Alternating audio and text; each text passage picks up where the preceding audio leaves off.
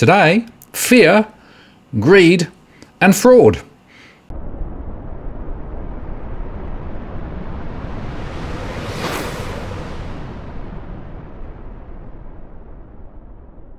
Hello again, it's Martin North from Digital Finance Analytics. Welcome to this post covering finance and problem news with a distinctively Australian flavour. Today I'm joined by Tim Fuller, the head of advice from Nucleus Wealth. Hi Tim. G'day Martin, how you going? I'm pretty good, how are you?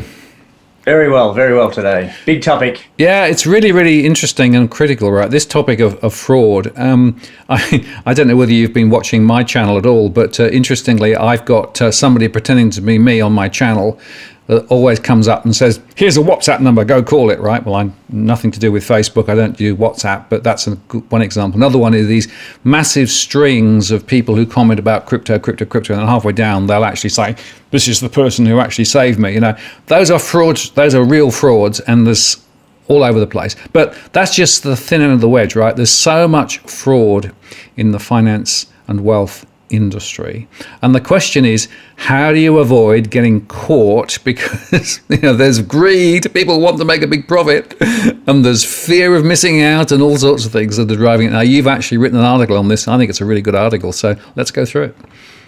Yeah, sure thing. No, look for mine. Fraud for most people can be, perhaps even regarded as slightly amusing, just because you often know. When something is just completely false, and and someone's obviously just trying to have a go. It can be funny sometimes. There's plenty of stories, the old Nigerian email scams and all the rest of it. But the scary component of it is certain elements of the community take it seriously and stand to lose significant amounts of money, if not completely take them out. And so, as you did with your show, last week, which was terrific, by the way, and I think a terrific community message to just let people know of the right steps and in particular what to look for before handing over personal details or money, of course, and to keep themselves safe. Yeah, absolutely. And it's very interesting, Tim, that got a big reaction to that post that I did last week, which was basically just picking up the ACCC information, which was highlighting the rise in scams and fraud, a lot of them online, a lot of them from people overseas, a lot of them connected with Bitcoin and get rich quick and, wealth management schemes and, move your super into here, or worse, I think, are the ones where basically people are deceived because somebody's intercepted an SMS or intercepted an email and snuck in another set of information, and so you think you're actually sending money to A and it's going to B. I mean, these are really critical issues, and so often people, I think, are not fully aware of the risks we enter into when we effectively do things digitally, because unfortunately fraud and digital is sort of going hand in hand a bit. Oh, look, absolutely. And the fact that everyone expects things to happen so quickly now, and the internet allows things to happen so quickly now, is actually lends into fraud working, really well for fraudsters.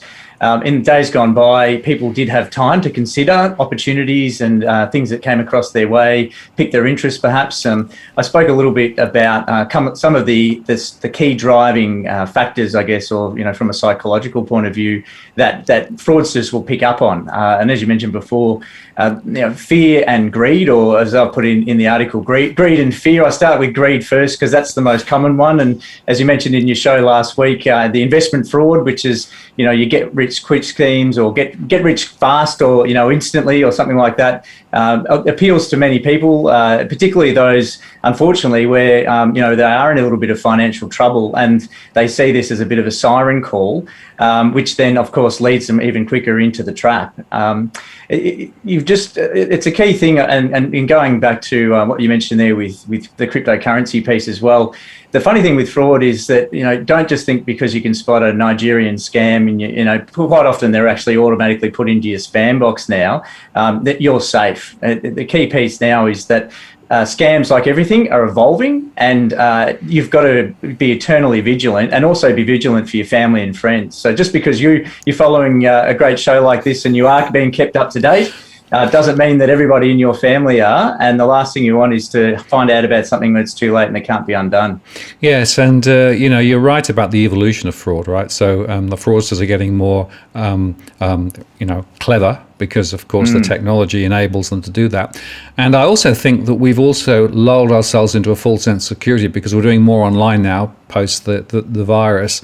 And maybe we're a little bit less sensitized to the idea of clicking on that link in an email, right? And, I was picking up the case study where the bank sent me a message to say, click through to here to be able to actually keep receiving your bank statements in paper format. And then they started asking me for significant amounts of information. Interestingly, in the other post, a lot of people said it was a fraud. It was a fraud. No, it wasn't. It was actually initiated by the bank themselves. And my main beef there was, this is a major financial institution who's actually effectively going down the same road as fraudsters would, and that's completely against the ACCC recommendations. And I'm still waiting for them to come back with a justification as to why they did what they did. We'll see whether they do or not. Well, look, let's just wait and see. But I'll tell you what, if it's coming from a major financial institution, I think you're absolutely well within your rights to be calling that sort of practice out. Essentially, now it all might be just part of something that they've thought of doing, and that was an easy way of doing it.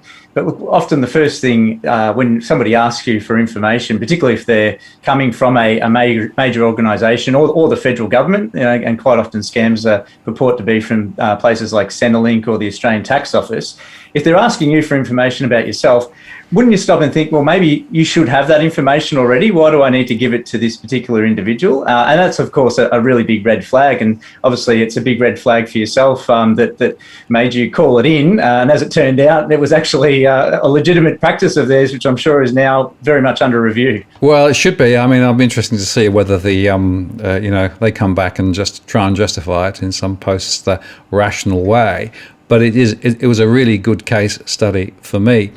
And look, the fact is that with rates so low on deposits at the moment, people, I think, are always on the search for making a better return. And then they sort of read all of these posts about, look, cryptocurrencies have gone through the roof, everybody should be investing in crypto. And of course, that now leaves another door open. So yeah, unfortunately, there are a lot of crypto scams out there and scammers out there. And in fact, I did an ABC interview a couple of weeks ago where somebody specifically had got caught up in one of these scams and lost, I think, $2.5 million, right? Just sending it across. They actually sent it via their bank and then tried to blame the bank. And the bank said, well, actually, that you made a legitimate transaction to a legitimate account. The fact that you were sending it to a fraudster was your problem, not our problem. And that highlights the issue, right? If you start doing this stuff and you don't ask the key questions. And I always say count to 10, don't just jump the first time. Just think, hang on a moment, who could this be? Give you another example. ATO, right? The ATO occasionally phones me up. I ask them to justify themselves before I give them any information. And absolutely, they actually get quite pissed off when you ask them. Well, this is the funny thing, look, and I'll go into it a little bit in the article, but one of the other more alarming, I think, new attempts with scams is these high-pressure phone calls where you get this phone call out of the blue. It's sort of half pre-recorded. I've received them myself, half pre-recorded message. Sometimes it's somebody on the other end of the line purporting to be from, the ATO and that you've got a debt and all the rest of it. And the scary part of it is that, it's a numbers game, and eventually they're going to come across somebody who is actually a little bit worried about their position with the ATO, and they'll fall into that trap to do something about it. But you've got to, as you say, you've got to stop and think. You've got to provide ways to validate to yourself that you're actually speaking to them. And let's face it, if anyone's ever tried calling a government organisation, you're waiting around for ages. What makes you think they're going to pick up the phone and call you? So you've really got to sort of put it through the sniff test, I think, before you do anything. Hand over any information. Certainly before you get your wallet out. That's for sure. Yeah, absolutely. And anything that asks for personal information, all right? which can then be used potentially to identify you. Of course, often fraudsters will be pulling information from other sources too, and will try and create a profile that they can then sell, and those profiles are actually quite valuable to criminals around the world. So there is a need to be cautious. But from an advisor perspective, what do you say to people when they sort of interact with you, and what are the things you'd say to them that they should do in terms of checking up on making sure that what they're doing is legitimate? Yeah, sure. Look, great question, Martin. Look, a key thing for mine, and I guess part of being in the advice piece is that you are constantly reviewing generally legitimate investment options, right? So you sort of get the feeling, or you know pretty quickly if something starts to smell, and I guess you'll just naturally just dismiss it and move on. Now, obviously, for someone who's not got a lot of experience in financial markets, or what the various corners of the finance world can sometimes look like. That's where it's crucial to provide some insight and for people that are looking at it to reach out, particularly if you're under a lot of pressure, or there's a number of the key elements of a typical fraud. High returns are being promised, well up and away, above what's currently available in the open market. Any sorts of guarantees. And then basically from there, if it passes those sort of tests, look, for mine, and if you're not in a position to go and see a professional, then, just doing some rudimentary checks. So getting out your Google University degree, so to speak, and going through and doing things like checking websites. For any company that is involved in dealing with retail clients who need an Australian financial service licence to do any sort of financial products and offer those or services in Australia. So first and foremost, you should be looking for one of those. If you can't find that, and they need to be displayed clearly, and then there's various registers, and I've left a couple of links in my post about where you can check those out. Similarly, for Australian business numbers, ABNs. Now, they are a little bit easier to procure, certainly a lot easier than an AFSL or an Australian Financial Service Licence. But that's another point where you can check it against a government register, and it will give you things like the dates of which that business was struck up, and if it's if it was only created in the last few months or in a short period of time, that's a potential red flag. From there, there's the various registers that you can look at as well. So there's banned and disqualified persons. So if you can get your hands on some names, most company websites, if they have one, should have some names there. I'd be having a look at those. And similarly for insolvent businesses or anything like that. Now, it's a bit of work, and obviously, I guess in the financial advice space, we're probably a little bit more honed in on the skills, but it's a good place to start. It's just working through those steps in the article.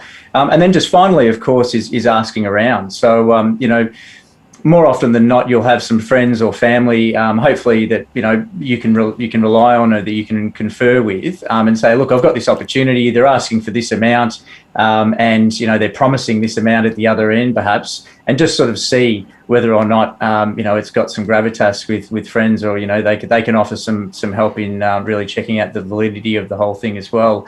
But the key part is that at the end of the day, it takes you so long to earn and save the money. And when it's involved in a fraud, it's gone like that. So, the more time you can spend in researching where it's going and what's happening with it all, you're potentially saving yourself, mountains of your own time and, of course, your own money. So you can't be too careful. Yeah, and it's worth underscoring there, of course, you're talking about Australian companies. In Australia, there are perhaps extra levels of protection when they're local. But if they're overseas, and if you're receiving messages from people from other countries, the level of protection is a whole lot lower, isn't it?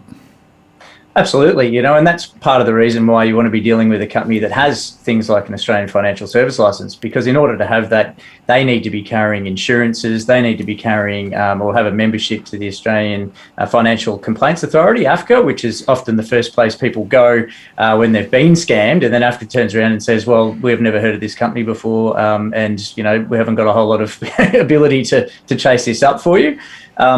It's really, look, the overseas component is probably the scariest piece. If for whatever reason everything looks really good, and then they're offering some sort of international, money transfer account to put money into, I'll use the names. iTunes cards, Google Play cards are quite often done to the point now where in supermarkets there's warning signs about buying them and using them to pay people that you don't know. Prepaid debit cards is quite a good one as well, that often people will want to be paid in, because it's getting back to that anonymity of getting your cash into their pocket without obviously it being traced. And then, of course, you've got, as you mentioned, cryptocurrency, which for me is this the whole new paradigm, of where scammers can go with their scams. Essentially, it's becoming more and more ubiquitous. People know about it, but they probably don't know enough about it. And of course, it carries a lot of anonymity, which means that the money can literally just disappear and no one can ever see it again. I'm not disparaging cryptocurrency, I guess, but there are certain elements of it, particularly at the moment. It's a very unregulated space where, if you're handing over cryptocurrency for whatever reason, you better be comfortable in the fact that it may not come back. Well, the important thing there is to understand there's a difference between the exchanges, who are effectively in Australia well regulated. They actually have know your customer processes now, so there's a reasonably good chance that if you're dealing with one of the main Australian ones, then not too much of an issue. Some of the ones overseas, may be a bit more iffy, but there are also these sort of brokers who sit between the exchanges. And it's those brokers who, unfortunately, are where all the fraud is, right? So basically, they interpose themselves between the exchanges and customers for crypto. And so you'll see all of these, this chap or that chap, made all this money, et cetera, et cetera. They are almost always scams. They're almost always people trying to insert themselves into a transaction to steal your money. And so it's really, really important to be very cautious with regard to which exchanges you use. And of course, with crypto, it's very important also to bear in mind that online wallets are not 100% secure. And so going offline is useful. But of course, if you have a cold wallet, you've got to remember the password. Yes, you do. Yes, you do, Martin. We won't go into that today, but yeah, thank you for bringing that one up. Woof, woof. Yes. Anyway, look, you're absolutely right, and I'm not picking on, certainly the exchanges have come a long way. What Martin's alluding to is some experiences that I had many, many years ago. In fact, where I lost money, in cryptocurrency exchanges that went down. Now, I don't see that being as prevalent as it was in the 10 years ago or 5 years ago. But the point of it all is, there's a reason why, I guess, the cryptocurrencies are often chosen over some other investment method or usage in their investment sort of piece. And a key thing there is, it is a lot more difficult. You can look for share investment houses, and I guess we sit in that boat. Plenty of information out there, and plenty of opportunities for you to do due diligence on how they operate, and the ability or the chances of you getting your money back, and obviously anything you can make from it as well. In the crypto space, I guess it's still a budding area, isn't it? And as you mentioned before, Martin, the low levels of regulation on some of the components in the industry, and certainly if someone was trying to do what they're doing in the Bitcoin or the cryptocurrency space is the same as what we're doing, at some point they're going to need to be licensed, I would imagine, and carry those professional indemnity insurances and carry all the due diligence and compliance that a company like ours has to do, but it's not there yet. So buyer beware. Absolutely. Yeah, well, with crypto, it may go up, may go down, may go sideways, but the point there is there's a bunch of risks that people just need to think about. Now, let me just come on to this last point, fear, right? Because you touched on it earlier on, but I just want to underscore it, right? Quite often, what scammers will do is to try and put you off your pace, shift your equilibrium, and you feel unbalanced. And so they'll often do that by saying, oh, look, there's a phantom transaction on your bank account, you've got to move your money or something like that. I think the fear thing is really, really important. And it's quite often, I think, psychology, which the scammers know very well, people don't necessarily understand. So again, if you receive, a slightly weird message, which essentially is trying to instill a sense of panic, fear, you got to act now, you got to move immediately. Again, that's a really big red flag, isn't it? Oh, look, absolutely. Fear is probably the most crucial driver of action, in the human collection of emotions. And so, by a scammer being able to elicit that in whichever way, and of course there may be, part of their tactics to surprise you with a fearful message or something like that gets you going. What it does, of course, is it shortens the amount of time you feel to review the whole transaction or the actions that you have in front of you. It stops you being able to bounce ideas off friends and plays into their hands beautifully. And of course, the other component, as you mentioned, I think in your show last week, is relationship scams and those sort of components as well. There's a fear of being found out, of the humiliation of actually being scammed, which it's obviously an absolutely dreadful but very effective form of scam for people who typically are at a low point of their life. They're limited in the amount of social interaction they have. And scammers actually they win their trust just through interacting with them and then fleece them later on. There's a whole section of that scamming space where it's amazingly successful because it does play on just common human elements like fear. And of course, there are a lot of resources out there for people outside of family and friends. And you've mentioned it in your last show, and I've done it again in mine with the ACCC's Scam Watch website.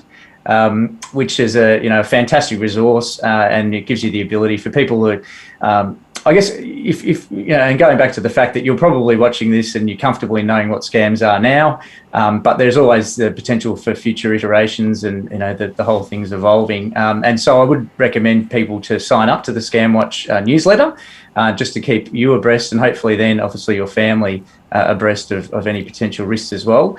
And then just finally, they've got a publication called The Little Black Book of Scams. And once again, wonderful PDF resource that you can email around to friends and family who may not be able to, read PDFs easily, which of course makes them, once again, bigger targets for technology-based scams. So, I'd strongly recommend anyone who has those, have family and friends who they feel might be vulnerable to this, to take some simple steps now to stop an awful mess later on. Well, I recommend that ACCC publication too. It is brilliant, and I guess the bottom line is this: that people should remember that in fact, often older people are scammed more, often because they're perhaps less able to handle some of the technology and perhaps are more vulnerable in terms of some of those things. But it isn't only that group. Scams go across the age groups, across the across the pitch in terms of the financial services sector and beyond, and so everybody just needs to be a little bit cautious. We're not trying to scare people, but it is important, as I say, count to 10, think twice, and the point I'd like to make is that if somebody phones you, right, you've always got the opportunity to phone them back, rather than actually just assuming that they say who they are, right? And sometimes that's quite a useful thing. And online, well, don't click through links, right? Don't provide personal information, and just be a little bit careful.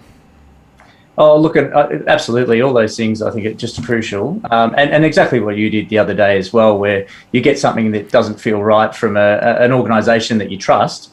Stop, don't put anything in, and give them a call. Give them a call on the helpline and actually run through exactly what you've been put through, because it's actually helpful for them.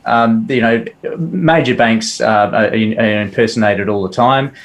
Their efforts are getting craftier, the scammers, I should say, efforts are getting craftier and craftier.